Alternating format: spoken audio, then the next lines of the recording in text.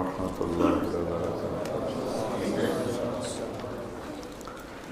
بسم اللہ الرحمن الرحیم، والصلاة والسلام علی رسولہ الکریم وعلی آلہ وصحبہ اجمعین۔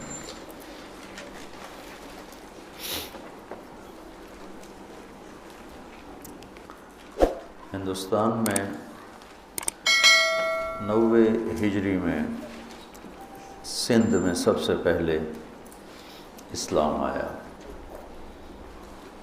محمد بن قاسم رحمۃ اللہ علیہ 92 ہجری میں ملتان پہنچے اور یہ کوئی 3 سال کا سفر تھا، اور بنو امیہ کے دور میں ہی ولید بن عبد الملک کا زمانہ، اسلام سندھ اس وقت بمبئی سے لے کر ملتان، یہ سارا سندھ، بمبئی سندھ میں شامل تھا، ملتان سندھ میں تھا۔ تو یہ اس اللہ کے نیک بندے نوجوان کے بابرکت ہاتھوں سے پہلی صدی میں ہی بر صغیر میں اسلام کی آمد ہوئی، اور اس کے بعد پھر 5ویں صدی میں محمود غزنوی نے یہاں حملے کیے۔ 416 میں اس کا انتقال ہوا ہے، تو ہو سکتا ہے 399 ہو 80، مجھے سن یاد نہیں۔ اور شہاب الدین اس نے حکومت قائم نہیں کی، صرف پنجاب تک کو اپنے حکومت میں شامل کیا۔ شہاب الدین غوری رحمۃ اللہ علیہ نے پھر یہاں باقاعدہ حکومت کا نظام بنایا، اور یہاں کا پہلا حاکم قطب الدین ایبک غلام تھا۔ تو اس کے بعد پھر خاندان غلامہ کی حکومت چلی۔ پھر جب زوال آیا تو اس وقت مغلیہ خاندان حاکم تھا، اور یہ طبیعی چیز ہے، ہر قوت ضعف کا جیسے شکار ہوتی ہے، ہر جوانی بڑھاپے کا شکار ہوتی ہے، ایسے ہی ہر قوم، ہر خاندان، ہر طاقت وہ کچھ عرصے کے بعد ضعف کا شکار ہوتا، لازم۔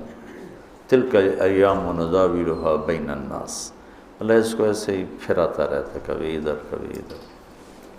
ایک دور تھا مشرق کا غلغلہ تھا، اور مغرب اندھیروں میں ڈوبا ہوا تھا۔ آج مغرب کا ڈنکا بج رہا ہے اور مشرق اندھیروں میں ڈوبا ہوا ہے۔ تو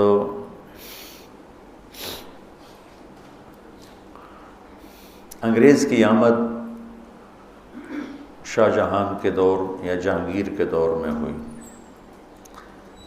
تاجروں کے بھیس میں آئے، اور چلتے چلتے چلتے پورے ہندوستان کے مالک بن گئے۔ محنتی قوم تھی، جفا کش قوم تھی۔ پہلا ان کو جو غلبہ ہوا 1757 عیسوی میں نواب سراج الدولہ کے خلاف، طاقتور۔ تو 4 مئی 1799 ٹیپو سلطان جب شہید ہوئے تو جنرل حیرت پٹھانوں نے ہی بغاوت کر دی، اور شاہ صاحب کے سرداروں کو قتل کر دیا، اور ان کے لشکر کو بھی تتر بتر کر دیا۔ کچھ بچا کھچا لے کے تو وہ چلے تھے، والی کاغان نے کہا تھا کہ میرے پاس آ جائیں، تو راستے میں بالا کوٹ قیام ہوا۔ وہاں ایسا بددل ہوئے کہ آگے جانے کے بجائے وہیں تھوڑے سے لشکر کے ساتھ سکھوں سے لڑ گئے، اور ایک پہاڑ ہے مٹی کوٹ، ایک ہے بالا کوٹ۔ مٹی کوٹ اونچا ہے، بالا کوٹ نیچے ہے۔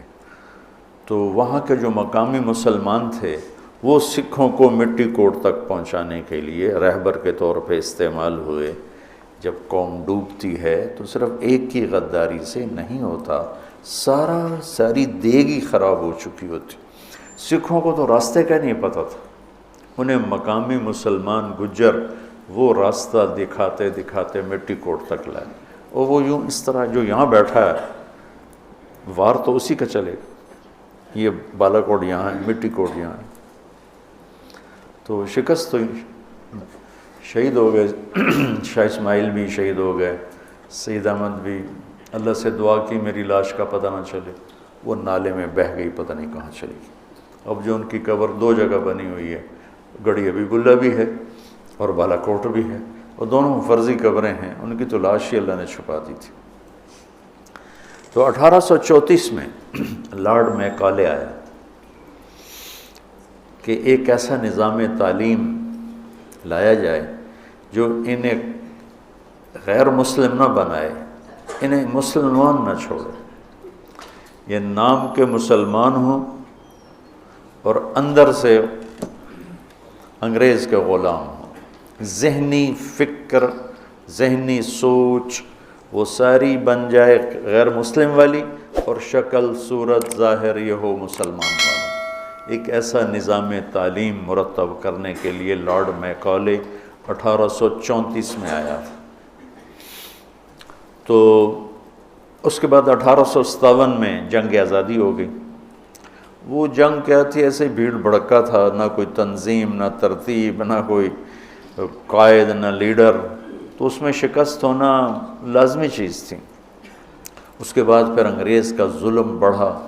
بہادر شاہ ظفر کے 18 بیٹے تھے، انہیں سارے ذبح کر کے ان کے سر تھال میں سجا کے بہادر شاہ کے آگے رکھ دی۔ لیکن اس سے پہلے ظلم انہوں نے، جنگ لڑنے والوں نے جب دلی پہ قبضہ کیا تو وہاں 86 انگریز عورتیں تھیں، 86، اور ان کے بچے تھے۔ انہوں نے ساری عورتوں کو بھی ذبح کر دیا اور بچوں کو بھی ذبح کر دیا۔ جو ظلم عظیم تھا، مسلمان فاتح ہو یا مفتوح ہو ظلم نہیں کرتا ہے۔ دنیا میں جب سے دنیا بنی سب سے پہلی ہستی جنہوں نے جنگ کے قانون بنائے وہ ہمارے نبی ہیں۔ پہلی ہستی کہ جنہوں نے جنگ کے قانون بتائے، بچوں کو نہیں قتل کرنا، عورتوں کو نہیں قتل کرنا، بوڑھوں کو نہیں قتل کرنا، راہبوں کو نہیں قتل کرنا، بستیوں کو نہیں جلانا، فصل کو نہیں جلانا، درختوں کو نہیں کاٹنا، یہ جو ہتھیار ڈال دے اس پہ کچھ نہیں ہاتھ اٹھانا۔ یہ پہلی دفعہ ہمارے نبی نے یہ قانون بتائے انسانیت کو۔ انہی کی امت جب یہ کرنے لگ گئی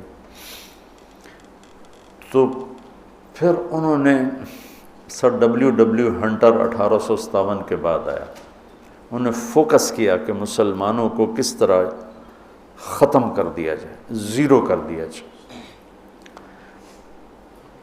قتل عام نہیں ہو سکتا جیسے اسپین میں ہوا، تو ان کو ویسے ذہنی طور پہ ختم کر دیا جائے۔ اس کے لیے پھر سب سے پہلے کلکتہ میں ایک سکول کھولا گیا، کلکتہ میں کھلا۔ تو 1857 کی جنگ میں ہمارے اکابرین مولانا قاسم نانوتوی، مولانا رشید احمد صاحب گنگوئی، حافظ ضامن صاحب رحمۃ اللہ علیہ، حاجی امداد اللہ صاحب رحمۃ اللہ علیہ، انہوں نے باقاعدہ جنگ کی، شکست ہوئی، حافظ ضامن صاحب شہید ہوئے، اور پھر امداد اللہ رحمۃ اللہ علیہ وہ روپوش ہو گئے، پھر ہجرت کر کے مکہ تشریف لے کے۔ جب حالات کا رخ اس طرح بن رہا تھا کہ مسلمان کو ٹارگٹ کر کے ختم کرنا تھا ذہنی طور پر، تو مولانا محمد قاسم نانوتوی رحمۃ اللہ علیہ کے دل میں اللہ نے مدرسہ کی سوچ ڈالی۔ یہ ساری تمہید میں اس ایک جملے کے لیے آپ کو سنا رہا تھا۔ پورے بر صغیر میں کوئی مدرسہ نہیں تھا، علم لینے دینے کا نظام تھا، لیکن مدرسہ، طلبہ، اساتذہ اور سبق، درسگاہ، دارالاقامہ ایسا کوئی نہیں تھا۔ فرنگی محل بھی، لکھنؤ بھی، اور دہلی میں اور کئی جگہ بھی علماء کے حلقے ہوتے تھے، درس ہوتے تھے، طلبہ آتے تھے، لیکن ایک جگہ رہ کر سیکھنا اور اساتذہ ہونا اور وہیں ان کا کھانا بننا اور وہیں ان کی رہائش ہونا، یہ 1864 میں 1857 کے چند سال بعد، یعنی 7 سال بعد ہی مولانا قاسم صاحب رحمۃ اللہ علیہ نے دیوبند کی بنیاد رکھی۔ ویسے تو یہ دنیا اللہ نے اسلام کو باقی رکھنا ہے، اور اگر یوں نہ ہوتا تو یوں ہو جاتا، یوں ہوتا تو یوں نہ ہوتا، یہ انسان کہتا تو ہے، تو اسباب کی دنیا میں، خیالات کی دنیا میں چلتا ہے۔ دیوبند کے مدرسہ کی بنیاد نہ رکھی جاتی تو شاید اسلام کی یہ شکل نہ ہوتی جو آج موجود ہے۔ اللہ نے ایک بندے کو چنا، درویش غریب، اور ان کے ذریعے سے ایک شاگرد محمود الحسن، ایک استاد محمود احمد،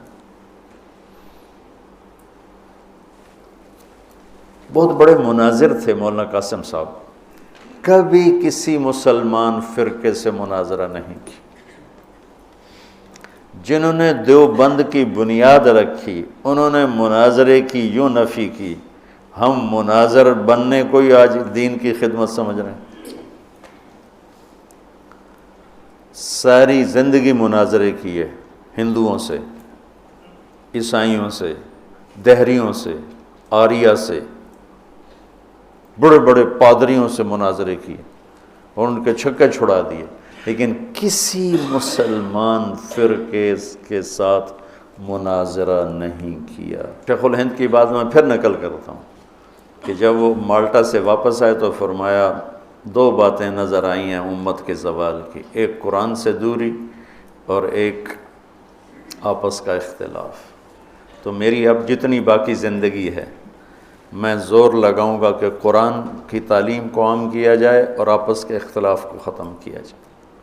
میری تو عمر بیت گئی یہ روتے روتے اور سناتے سناتے کہ امت بنو۔ امت کہتے ہی اس کو ہیں جو مختلف قبائل ہوں، مختلف افکار ہوں، لیکن جڑ کے چلیں، انہیں امت کہتے۔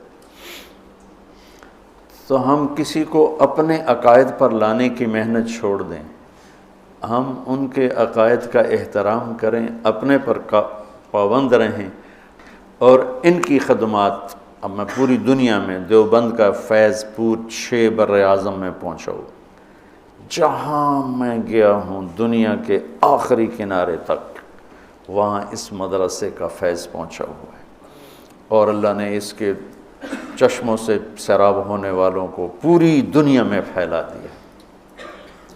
تو جنہوں نے بنیاد رکھی تھی انہوں نے کہا تھا میں نے قرآن سکھانا ہے اور اختلاف کو مٹانا ہے۔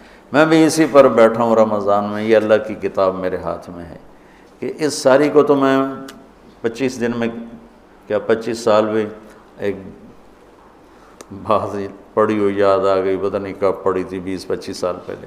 ابو علی رحمۃ اللہ علیہ بغداد کے بڑے علماء میں سے تھے، مفسر قرآن تھے، تو لوگوں نے کہا آپ درس قرآن شروع کریں، تو انہوں نے درس قرآن شروع کیا، تو سورہ بقرہ 26 سال درس دیتے رہے، ختم نہیں ہوئی اور فوت ہو گئے۔ 26 برس سورہ بقرہ کا درس چلتا رہا اور وہ ختم نہیں ہوئی اور وہ ختم ہو گئی۔